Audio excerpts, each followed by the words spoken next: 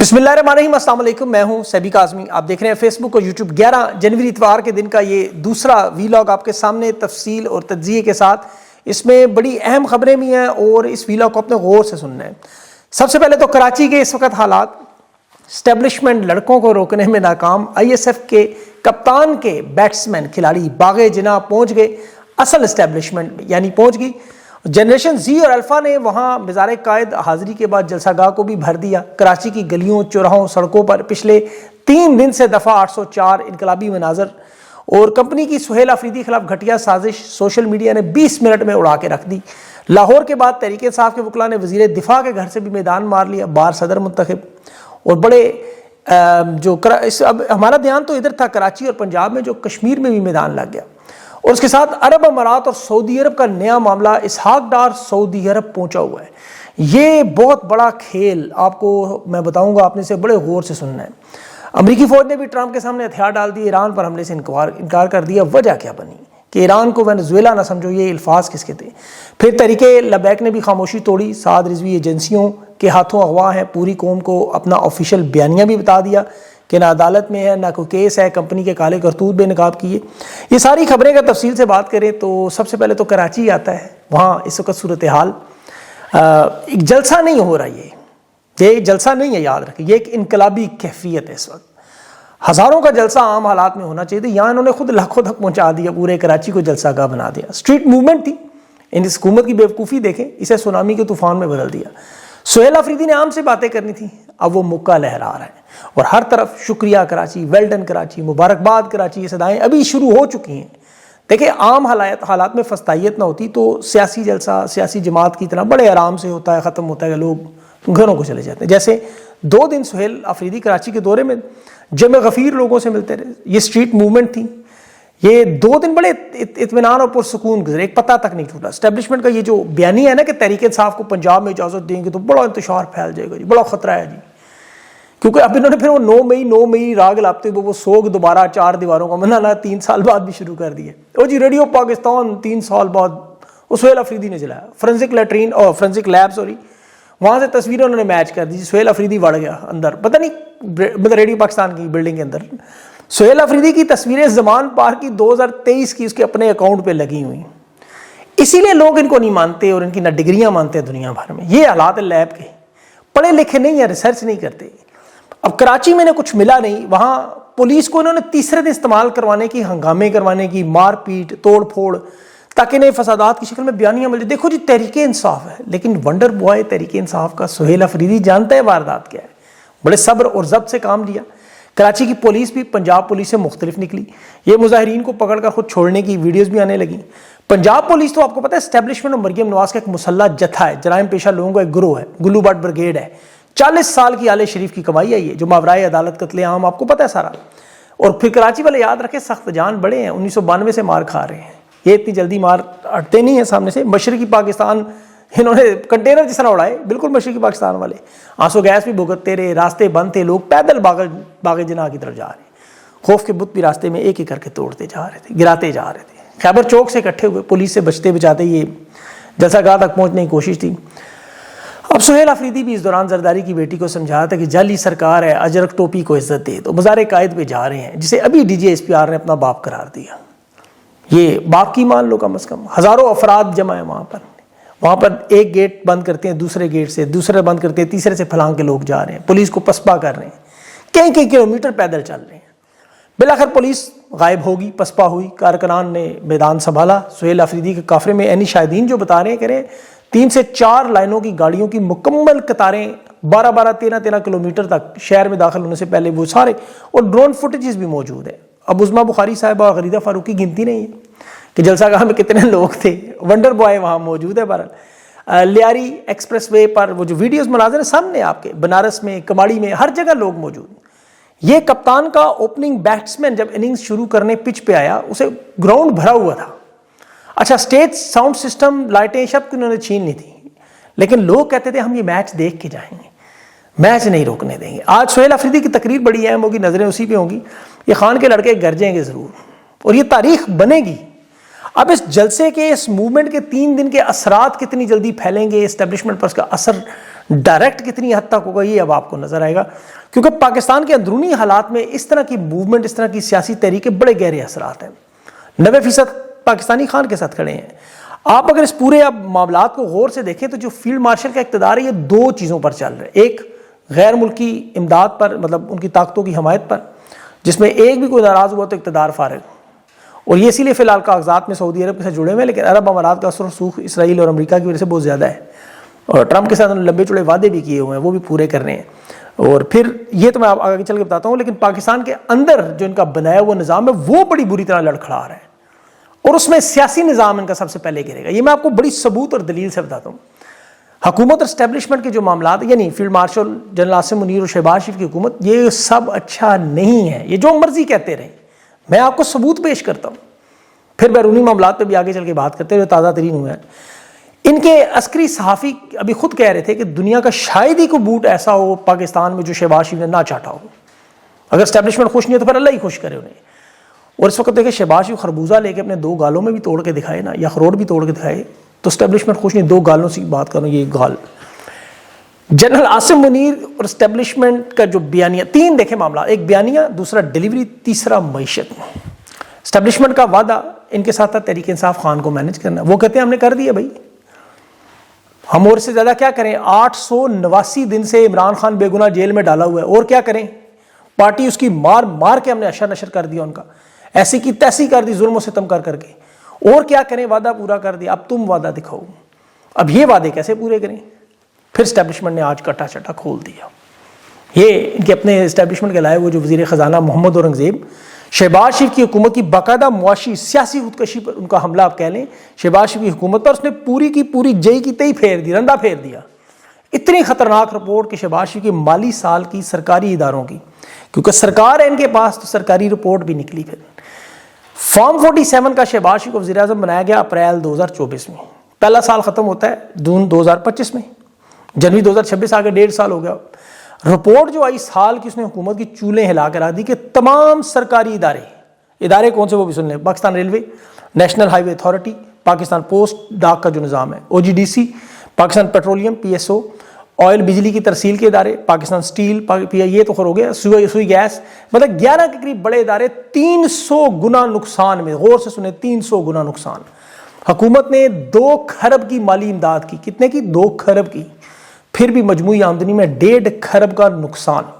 یہ وزارت خزانہ نے خود آج کابینہ میں سرکاری اداروں کی اجلاس میں رپورٹ پیش کی۔ آمدنی پچھلے سال سے 10% کم اور اگلے سال 20% سے بھی زیادہ کم ہونے کا خطرہ۔ گردشی قرضوں کو کم کرنے کے لیے کوشش کی کہ 2 کھرب دیا، وہ مزید نقصان ہوا اور یہ 300% نقصان پہنچ گیا۔ یہ سرکاری اداروں کی حالت تھا۔ آپ اسے عمران خان کے دور سے دیکھیں، 2018 سے 22 تک، آپ کو اندازہ ہوگا جو کمزور سرکاری ادارے عمران خان کو ملے ان کا نقصان خان نے روک دیا۔ سرکاری اداروں کا نقصان صرف 300 ارب تھا، جو آج 1.5 کھرب تک پہنچ چکا ہے۔ عمران خان کی حکومت نے سالانہ 700 ارب دے کے مدد کی، آج 3 گنا زیادہ، 2.1 کھرب مدد، اس کے باوجود 1.5 کھرب کا نقصان۔ یعنی اس دور میں، خان کے دور میں، سرکاری اداروں کو کھانسی تھی، پیٹ خراب تھا، نزلہ زکام تھا، آج یہ کینسر کے مریض وینٹیلیٹر پہ اور وینٹیلیٹر بند ہے، اور یہ 11 بڑے ادارے پورے پاکستان کے۔ اس معاملے کو ذرا سمجھنے شروع کریں، یہ معاشی حالات کتنے بگڑ چکے ہیں، اور یہ معاملات اس میں دیکھیں استعمال اب کیا ہو رہا ہے۔ اب اگلا ذرا اس کے ساتھ جڑا ہوا معاملہ دیکھیں، عرب امارات کا۔ یہ جو کھیل اس وقت آپ کو سعودی عرب امارات کا نظر ہے پاکستان کی سرزمین پہ۔ عرب امارات دنیا کے، آپ کو پتہ ہے، سرحدیں تک تبدیل کر رہا ہے، ان اہم ممالک پر قبضہ کر رہا ہے، اور سعودی عرب سختی سے اس کا مخالف بھی اپنی سلامتی کے لیے اسے خطرہ سمجھتے ہوئے مدد کر رہا ہے۔ اب سعودی عرب کے ساتھ ایران، ترکی اور قطر بھی اکٹھے شامل ہیں، عرب امارات کے ساتھ سوائے بحرین کے اور کوئی نہیں۔ اچھا، ان ممالک کو چھوٹے چھوٹے ممالک میں بدل کر 1-2 چودھری بنانا، یعنی خطے میں جو نئی صف بندی کی تشکیل، جس میں لیبیا، یمن اور سوڈان میں ان کی پراکسیز ناکام ہوئی، تو سارا فوکس آ گیا کس پہ؟ ایران پہ، آپ کو نظر آ رہا ہے ابھی، اور اس کے ساتھ ہے پاکستان کو کنٹرول کرنا۔ اچھا، پاکستان کو کیسے کنٹرول کر رہے ہیں، یہ میں آپ کو آگے چل کے اور بھی کچھ بتاتا ہوں۔ وہ جو بردرہڈ بھائی چارہ آپ سنتے تھے نا، اسلامی بھائی چارہ، وہ نہیں، سرمایہ کاری کے نام پہ پاکستان کی معاشی خود مختاری کنٹرول کر لی۔ اس وقت عرب امارات کے پاس PTCL کے اندر 26% شیئر ہیں پچھلے کو 20 سال سے۔ یہ جو پورٹ قاسم ہے، بندرگاہ ہماری، وہ ان کے پاس ہے۔ DHA میں عمار کے نام سے ریل اسٹیٹ منصوبے ان کے ہیں۔ کراچی کی جو اہم کنٹینر پورٹ ہے وہ ان کے پاس BTCL کے $800 ملین کا بھی تنازع چل رہا ہے اس پہ بھی. پھر سرمایہ، زمین، ہاؤسنگ، بندرگاہیں، انہوں نے شیئرز خرید لیے. مزدور جو انہوں نے وہاں ریمیٹنس کے نام پہ رکھے ہیں وہ بھی بازو مروڑنے کے لیے. میں سعودی عرب کی بات نہیں کر رہا، ان کی بات. $3 ارب اسٹیٹ بینک میں جو بھی عرب امارات کے ہیں وہ بھی جب بات نہ مانے بازو مروڑیں اور ڈیفالٹ کے نام پہ روڑیں، اور پھر اس کے بعد تاکہ IMF کے پروگرام میں یہ اس کے ساتھ پھنسے رہیں. اور وہ آپ کو پتہ ہے پیچھے امریکہ ہے. اب پاکستان کا آپ ہر IMF کا پروگرام دیکھ لیں، ویسے تو وہ سعودی عرب، عرب امارات چین کے پیسوں سے جڑا ہوا ہے، لیکن عرب امارات نے ایئرپورٹس اور اب فوجی فاؤنڈیشن کی شیئر بھی ان سے لے لیے. یعنی بغیر قرضے کے بندرگاہیں، بینک، ٹیلی کام، مزدور، IMF سب کچھ خود مختاری اس وقت عرب امارات نے گروی رکھی ہوئی ہے. بالکل یہی کام سری لنکا، لبنان اور مصر میں ہو چکا ہے، یونان میں ہو چکا ہے. چاروں دیوالیہ ملکوں کی بات کر رہا ہوں. یہاں سعودی عرب نے مداخلت کی. اب بڑی اہم بات آپ کو بتا رہا ہوں، اسحاق ڈار کو عرب امارات جانے کی بجائے OIC کے اجلاس میں سعودی عرب بلایا. وہاں نائب وزیر خارجہ جو ولید بن عبد الکریم ان سے جدہ ملاقات ہوئی. وہاں 22واں اجلاس بھی ہے. اور سب سے اہم معاملہ یہ اجلاس کیوں ہے کہ یہاں جو کیونکہ معاملہ ہے 2 ممالک ہے، صومالی لینڈ کے حوالے سے یہ بہت بڑا معاملہ بن چکا ہے. اسرائیل نے اسے تسلیم کر لیا، پھر تمام مسلمان ممالک ہنگامی طور پر اکٹھے ہوئے. اب صومالی لینڈ کو کیوں تسلیم نہیں کیا جا رہا؟ نہ صرف پاکستان بلکہ ہندوستان بھی نہیں کر رہا، تمام مسلمان ریاستیں بھی تسلیم نہیں کر رہی. صومالی لینڈ کا معاملہ براہ راست عرب دنیا کے ساتھ جڑا ہے، بلکہ کشمیر کے ساتھ جڑا ہوا ہے. عرب دنیا کو خطرہ ہے کہ ایک دفعہ یہ تسلیم ہو گیا، ٹوٹا ہوا حصہ صومالیہ کا نیا بنایا ہوا ہے، تو پھر علیحدگی پسند تحریکیں جہاں جہاں ریاست سے ٹوٹ کے علاقے بنیں گے وہ بین الاقوامی ممالک تسلیم ہو جائیں گے. کشمیر جیسے پاکستان ہندوستان کے لیے وہ دونوں اسی لیے نہیں مانتے.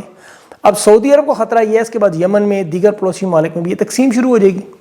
تو جغرافیائی اعتبار سے جو اسرائیل چاہتا ہے وہ ہوگا. پھر اسرائیل کا ویسے بھی بحیرہ احمر میں اور تجارتی راستوں کا کنٹرول، بندرگاہوں کا کنٹرول، عرب امارات کے اسرائیل کے وہاں اڈے بننے کے بعد ایران کو بھی خطرہ ہے.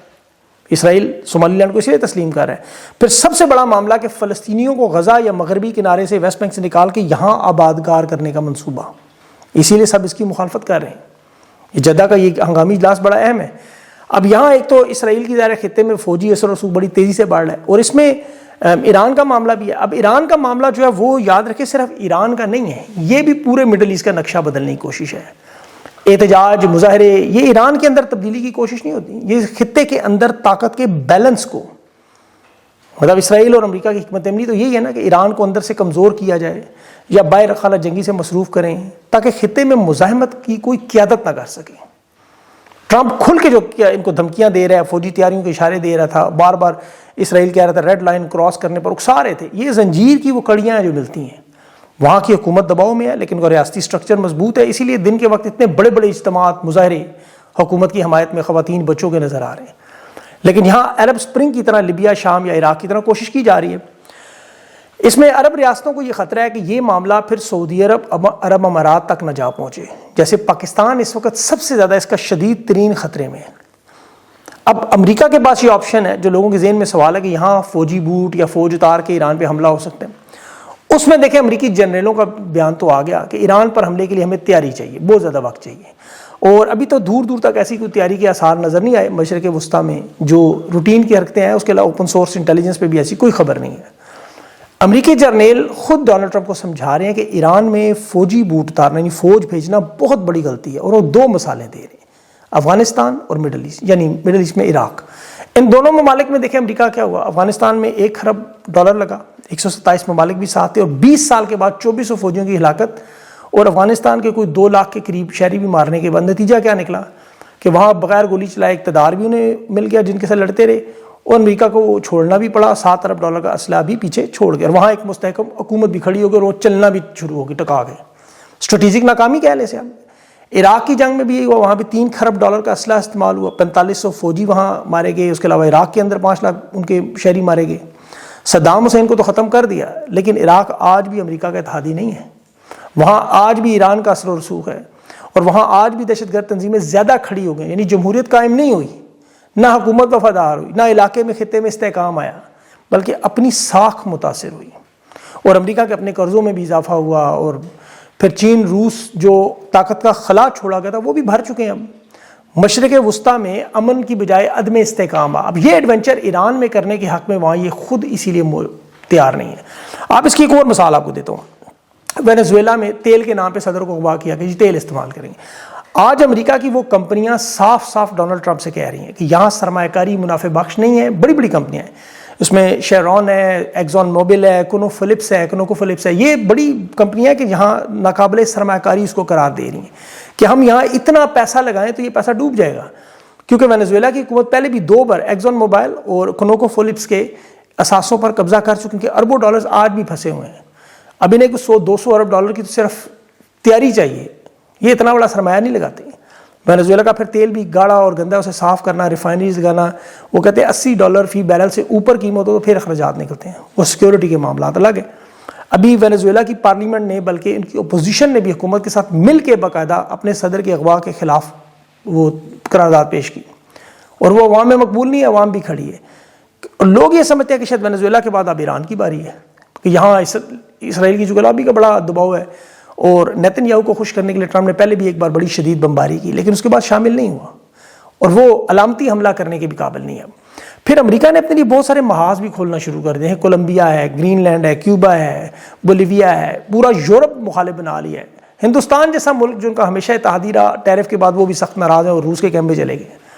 برکس علیحدہ بنا ہوا ہے, مڈل ایسٹ میں سعودی عرب ان کا حامی نہیں, تو اس لیے ان کے حالات اتنے آسان نہیں ہیں کہ وہ ایران پر حملہ کریں. اب ان حالات میں پاکستان, ترکی اور سعودی عرب کا بھی اتحاد بن رہا ہے. یہ بہت بڑا اتحاد ہے, اور اس میں بیرونی طور پر تو ظاہر ہے پاکستان کو اسرائیل سے وہ خطرہ نہیں ہے. انہیں جو خطرہ ہے وہ پاکستان کے اندرونی معاملات سے, اور ان اندرونی معاملات میں جو ایران جیسے حالات اور معیشت کی وجہ سے بنے ہوئے ہیں, کیونکہ ایسا کوئی تیل شیل ہمارے پاس وسائل نہیں ہے, اس پر جو پیشن گوئیاں کی جا رہی ہیں وہ اچھی نہیں ہیں. کاغذی کارروائی تو انہوں نے کی ہوئی ہے, لیکن عملی طور پہ یہ معاملات بڑی تیزی سے بدلتے ہوئے ہیں. ان حالات میں اگر یہ فی الفور سیاسی استحکام کے لیے تمام وہ لوازمات پورے کرتے ہیں جو ایک کسی بھی ملک میں جمہوریت کے لیے نظام کے لیے, تو چیزیں بہتری کی طرف جا سکتی ہیں. بصورت دیگر یہ معاملہ خطرناک ہو کے کہاں جائے گا یہ اللہ ہی جانتا ہے. اس کی پیشن گوئی نہیں کرنی چاہیے. اللہ تعالیٰ پاکستان میں اپنا رحم و کرم کرے. یہ جو حالات میں نے آپ کو بتائے ہیں, اس صورتحال میں پاکستان کو اب بہت زیادہ احتیاط سے ایک ایک قدم اب پھونک پھونک کے رکھنا ہوگا, اور وقت ان کے پاس نہیں ہے. ایسا کوئی غلط فیصلہ جو ہے جس طرح یہ کر رہے ہیں ابھی, خاص طور پر اندرونی سطح میں یہ کچھ بھی ہو سکتا ہے. تو دعا بھی ساتھ ساتھ کریں, اور ان کو اللہ کرے عقل بھی آئے. اپنا خیال رکھیں. مجھے اگلے ویڈیو تک کے لیے اجازت دیں. اللہ حافظ.